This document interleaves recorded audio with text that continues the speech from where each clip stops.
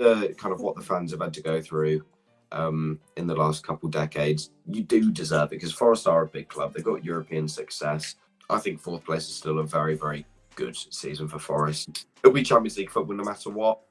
Good morning and night, everybody. This is, of course, a Bournemouth v Forest preview with Ben from Back of the Net.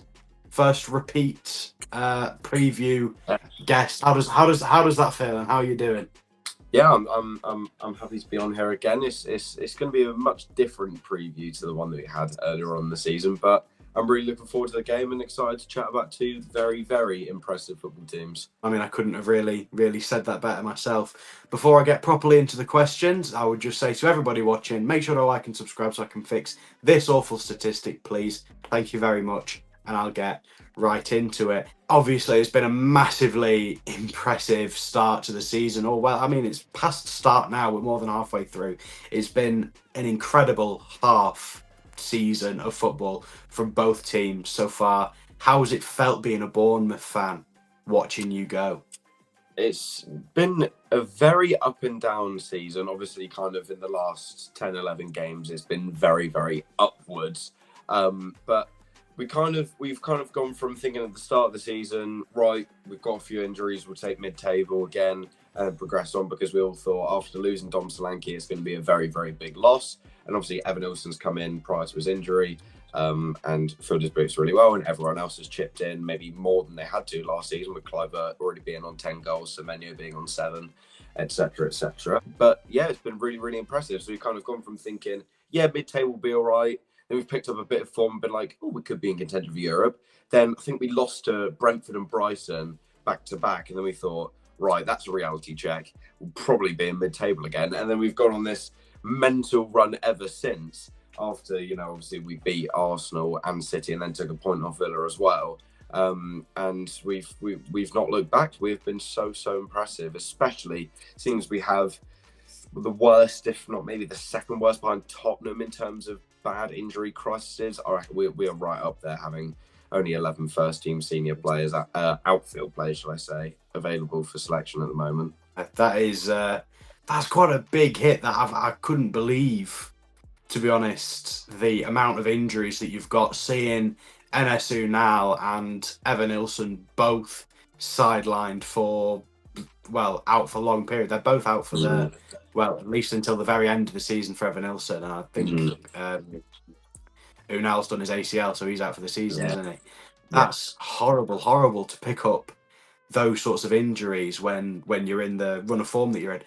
And then 12:30, supporters bus had to set off at 2 a.m, as you know very well. You've gone up to Newcastle for an early kickoff and you've won 4-1. What on earth happened there? Talk me through that. Honestly, I don't even know where to start. Obviously, we started off so well. We started off on the front foot. We missed like 2 or 3 really good opportunities where I think it was, we played the ball into the box, Dango had a shot saved, Christie then missed the ball on the follow-up, and then Semenyo somehow missed the target, blazed it over on the follow-up from that. And that was inside the first 90 seconds of the game. So we thought, right, we started well here. Then around the 5-minute mark, we've scored. And then they put us under a lot of pressure for the rest of the first half. So I just said to my mates that I was with, right, get to half-time, draw in 1-0, that would be good. And then obviously we've scored just before half-time. And then in the second half, we came out, we played really, really well. Obviously, got unlucky because we scored. Dango Ouattara scored after David Brooks crossed in. And obviously prior, the ball went out. You can't really argue with that. But kind of at the time, felt quite unlucky. And then we still kept on going. We created a lot of good chances. We could have scored. Dubravka made a couple of really, really impressive saves. And then late on, we just finished off the job, and Kirke scoring at the end, obviously, after Kluivert got his hat-trick. That was really, no pun intended, the cherry on top. But yeah, such a special day because of the resources that we had available. And I'm really glad that finally the kind of media and social media, other fan bases are finally realising how bad the injuries are at the moment, having 3 right-backs out injured and loaning out the other one in Max Aarons. So James Hill, Julian Araujo and Adam Smith are all being out. Luckily, I think Smith may be back in the next couple of weeks and Hill shortly after. But yeah, just the day itself was unbelievable. I think it's pretty safe to say with the exception of maybe Arnie Slot, the pair of our managers have been managers of the season so far, without 100%. Yeah, without a doubt for me. Mm. I think that's one of the most interesting things for me going into Saturday's game. We talked a little bit about Iraola, when we did the preview before the first game of the season, but I'm sure that there'll be many more things to tell me about him than we had back then. How's he been this season? What's really come on? I think everyone has an even better understanding now of what to do in terms of the high press system, where they need to be, and how fit everyone needs to be as well. Because a lot of fans said last season when Kluivert came in, especially because he in the 10 role is very, very pivotal to how we play. We could tell he was a good player technically, but he could look a bit lethargic at times, similar to Philip Billing almost. And obviously he kind of filled in Philip Billing's role when he obviously wanted to leave, didn't get as much game time, whatever. But he's come on and become a pressing machine. And he's got the ability as a manager to realise and notice which players could play where if needs be, as kind of a worst case scenario, which this season it has come to be. Obviously speaking about Lewis Cook and Dango Ouattara having to fill in out of position. I think maybe Dango played there a few times in his youth career, but that's nowhere near playing on the Premier League standard against teams like Chelsea, Newcastle and Forest. But he's made really, really good subs in games as well. It's really impressed me this season. Against Arsenal, off the top of my head, Kluivert and Christie didn't start, and then they came on and both scored. We've had that a lot of times. I remember Villa away in October time. Evan Ilson didn't start. We gave him a rest, started Zunal. He was a handful. And then we came on Evan Ilson and scored an injury time equaliser. So he's been able to mix up the tactics when needed. Subs have been brilliant, and he's starting to really, really gel a good team, because on paper, we don't have one of the best squads in the league, yet we are managing to play like it. And that's no disrespect to our players. But in terms of their market value or how flashy their names are or anything like that, obviously we've got a few standout players like Kerkez and House and Semenyo, but still, quality-wise, we don't have the best squad in the league or anywhere near, yet we're still somehow playing like it. So, yeah, he's brilliant. I couldn't ask for anyone better. Well, you just said about the substitutes. That's something which has... See, we're one of the... I think that we've scored the most opening goals of games at any team in the Premier League, and one of our biggest assets has been bringing a defender like Morato off the bench, then having Milinkovic, Murillo, and Morato on as a 3.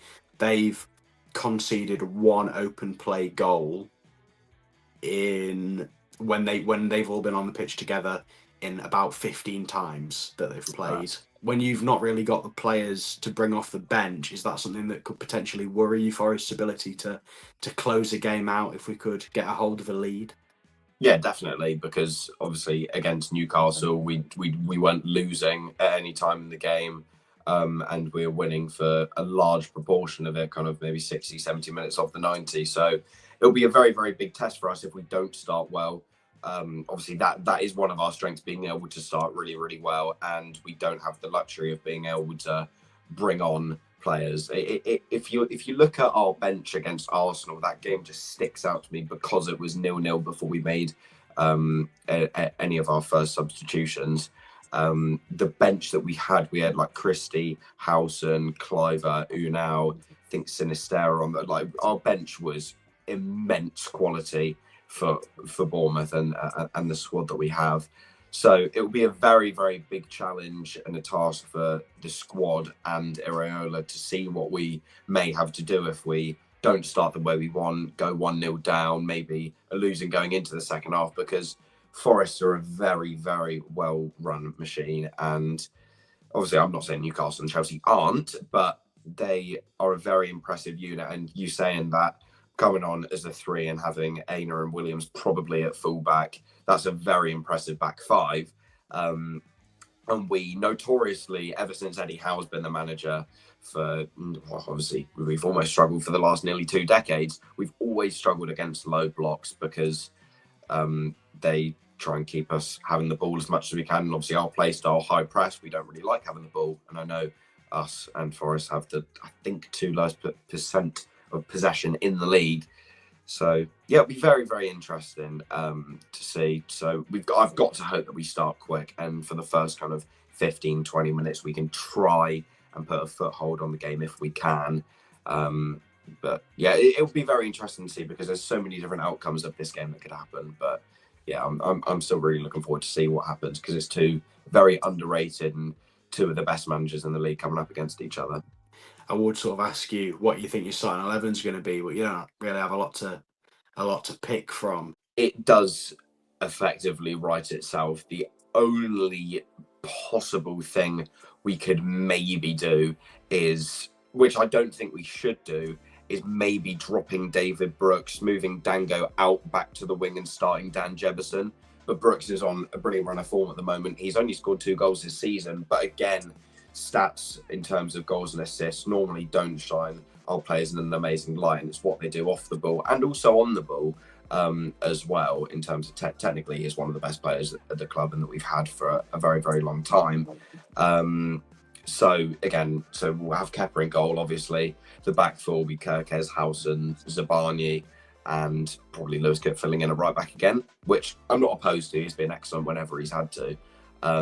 With Adams and Christie in midfield. I think I've got to give a shout out to Tyler Adams as well, because the injuries that he's had ever since he's joined Bournemouth, to play 2 full 90s against Chelsea and Newcastle in the space of a few days and perform absolutely brilliantly, and from what I've heard, not pull up with a new injury, is really, really impressive. So that's credit to him, and he's starting to look well worth the money. So he's been excellent this season. And then the front 4 will be, I'm assuming, Semenyo on the left, I would guess, with Kluivert down the middle, Brooks on the right, with Dango Ouattara up top. But it wouldn't surprise me, Brooks and Semenyo may interchange. Kluivert may drift out to the wing at times. I think the front kind of 4, no matter who we play, is always very free-flowing, as the wingers do often interchange to kind of keep the opposition fullback on their toes, thinking about what to do. But yeah, and then our options on the bench are very, very scarce. I remember against Newcastle at the weekend, the combined appearances for the first team off our bench, excluding Mark Travers, who's obviously been at the club for a long time, played quite a few games, was 9. So the other subs, apart from Mark Travers, had a combined appearances for the club as 9, most of them being just coming off the bench for 2 minutes in a cup game or something like that. But yeah, wow. That's the squad that I think we'll play. The biggest question is, even with all of your injuries, obviously you went out there, smashed Newcastle. Do you reckon that Bournemouth can hold out and manage to get some form of Europe this season, even with the horrible injury crisis that you've got? I would like to think we can, because statistically, even though it's kind of everyone still has to play everyone, statistically we have the 3rd easiest running in the league, because we've got rid of Everton, which, albeit they're one of the easiest sides to play, but we've then also got rid of playing Chelsea away and Newcastle away. So technically we've got rid of 2 of the top 6 in terms of playing, and then obviously we're going to get rid of Forest and Liverpool in the coming weeks. But we've got players coming back soon, which is good. We've got Smith, Sinistera, and Tavernier and Scott as well, all back in team training. I think it may be a little bit too early for them to come back against Forest, from what I know. So we've got players returning soon, which is good. James Hill was only out for a couple more weeks as well, because he was only meant to be out for 3-4 weeks. That's okay. So yeah, we've got players coming back. Fixtures after our next 2 do get easier, even though we sometimes do struggle against the lesser teams. Like we lost to Leicester this season 1-0, even though we dominated them. But we can do it. If you're to look at the statistics from last season, 7th or 8th place, I think both Newcastle and Man United got 60 points, and they were 7th and 8th respectively. You needed 60. And we're on 37 at the moment, so we need 23 from the last 16 games, which in terms of points per game, off the top of my head, it's about 1.43, we're currently going at 1.68 points per game. So we can have a dip in form and still hit the benchmark of what Europe was last season, because obviously England has a 98% chance now of getting an extra European spot. So 8th place should be Europe, as long as nothing freak happens and bloody Swansea win the FA Cup or whatever or something like that. But I've got to back us off our current form and how well our players are playing with the limited resources that we have at the moment, and the on paper easier games coming up after the next couple of weeks. I think we can, because Spurs still have to deal with the League Cup and their European competitions. Man United still in Europe and they're underperforming. And then Fulham, they've got statistically the hardest run in. Brighton only won 2 or 3 games since November. So it's all going in our favour, and Villa still to play Champions League football as well. So I'm going to back us too. I almost would hope that we get Conference League, because then we'd have a decent chance of winning that. Then if you win that, you get Europa League after that. So I just want as much European experience as possible in my lifetime, to be honest. Yeah. Because as a former fan, we never expected to even be here talking about it when I went to my first game against Hartlepool when we were back in League 1 and 2. Yeah, but I'm going to say we can, because I like to be an optimist. Give me a position. I've got to think about this quickly. So we won't finish above. I don't think we finish above Forest. I just don't think we can, because they've had better luck injury wise, and I think they're a better unit than us. I think it was very close, but I think they are a better side. So we won't finish above Liverpool. We won't finish above City. We won't finish above Arsenal. We won't finish above Chelsea. We probably won't finish above Forest, and then everywhere else, we could finish above Newcastle, but I don't think we will. And then it's between us and Villa for 7th and 8th. So I'm going to say we will finish 7th. I think that's fair. I think we currently are there. How's it felt, sort of watching the media pick up on us and watching everyone else pick up on us as the season's gone on, and just starting to realise, oh, actually, yeah, they're all right? It was both surprising and quite nice to see as well, because a lot of people predicted Forest to be in a relegation strap again this season and to be in and around lower mid-table at best. And I'm sure Forest fans can kind of agree with that, unless a few made rogue predictions and said you were going to get Europe, because on paper at the time it was. But yeah, it's really, really good, because everything about your team just works. You've got a goalie that doesn't take silly risks, knows what he's doing, he's tall, can command his area and make good saves, and he's got experience as well. You've got athletic fullbacks that can get up and down the pitch amazingly. You've got a quick centre-back in Murillo, who's smaller, agile, really good with the ball at his feet. Then you've got Milenkovic, who's more of the kind of rock at the back. A midfield too, of whether that's Yates or Dominguez and Anderson, whoever that may be, that again, they accompany themselves very, very well. Anderson's brilliant at going through the lines, being that kind of engine. Yates being able to break up attacks really well and be the nitty-gritty player that everyone hates to play against. Got versatile wingers that, again, really, really impressive for this league. Hudson-Odoi, Alanga, very, very good. Gibbs-White, everyone knows how good Morgan Gibbs-White is. He's not quite at the returns this season that maybe people would think he has, the way that I've spoken about him there, but he's still a very, very good player. And obviously Chris Wood, he's a goal scorer. And you've got good options off the bench as well, like Morato, and maybe Dominguez if he starts on the bench as well. But yeah, such a good side. And it's really good to see you do well, because with the kind of what the fans have had to go through in the last couple decades, you do deserve it, because Forest are a big club. They've got European success, got a great ground, great fan base, loyal fan base. So yeah, it's really, really good to see. I've already asked you your big question about where do you think you'll finish? Where do you think that we'll finish? So you're currently 3rd. I think there's a 6-point gap off We've got Newcastle, who are in 4th. We've got I seem to think that Newcastle might be a point behind. We've got a 6 point gap on, I think, fourth and fifth, and then Okay. whoever's sixth, we've got another point on them. I want to say. Yeah, so there's a little bit of a gap there, which is good. I can't see you winning the league, obviously, just because Liverpool are so good. And then anywhere else, I can see it. I'm going to say fourth. I'm not going to say the two teams that I think will finish above you, because Man City is starting to pick up again, even though obviously the drop points Brentford and then spanked Ipswich, but they are starting to pick up again. Foden's playing well. De Bruyne's doing a bit better. Haaland scored again. And obviously they've got their injuries back. So I think fourth place is still a very, very good season for Forest. It'll be Champions League football no matter what. I cannot see Forest dropping out of European football. No way, with the way that they play. Just nah. But yeah, such a good side. Yeah, that is that's brilliant to hear. I love hearing sort of other people saying stuff about that. And a little side note as a last thing before I sort of enter it.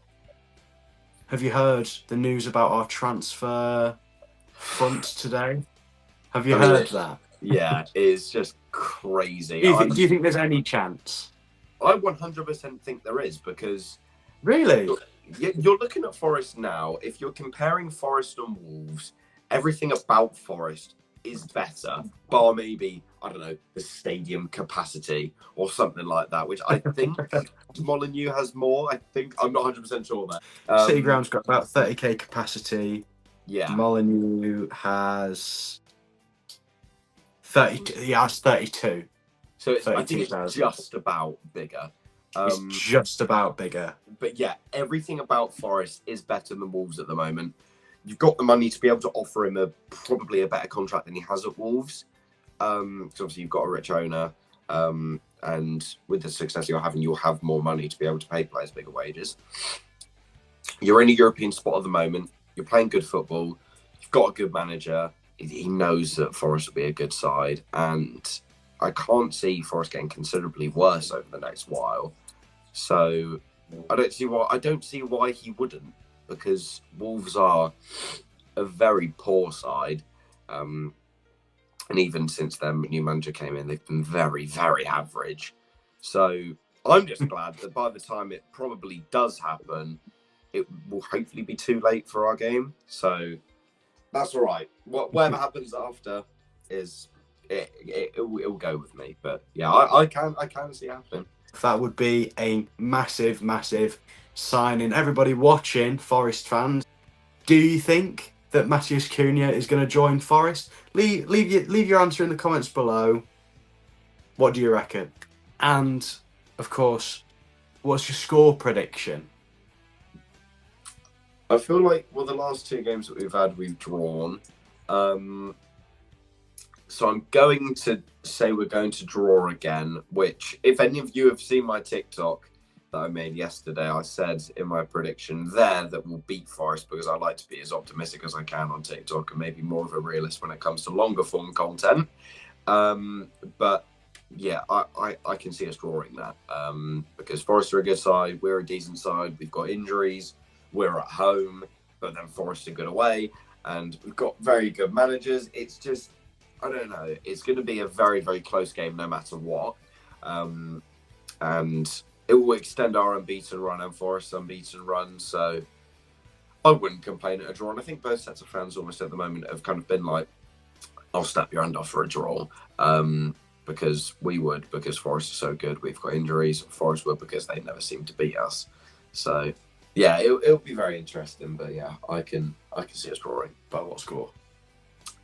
2-2. I'll say 2-2. I was going to say 1-1, but it was at home last season, so I'll say 2-2, just so there's more goals, as I think attacking-wise we are both pretty good. Well, last couple of seasons it's been 1-1 at one ground, 2-3 to the away side in the other fixture. Just saying. It was 1-1 at the City ground. Yeah, okay. So I think say.